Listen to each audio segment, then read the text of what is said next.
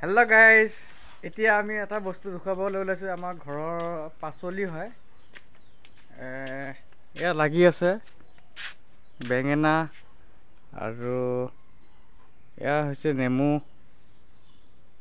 এনেকৈ লাগি আছে বস্তু।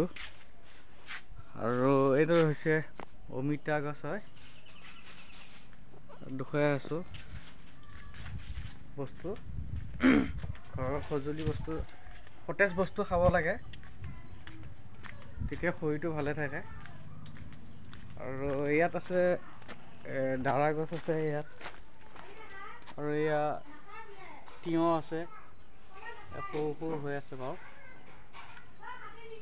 ইয়াতো লাগি আছে। আৰু ঘৰত মানে কি খেতি কৰিছিলোঁ, খেতি পথাৰত মানে এয়া মাকৈ হয়, মাকৈ এয়া ৰ'দত মেলি থৈছোঁ। মাকৈটো দেখুৱাই আছোঁ বাৰু।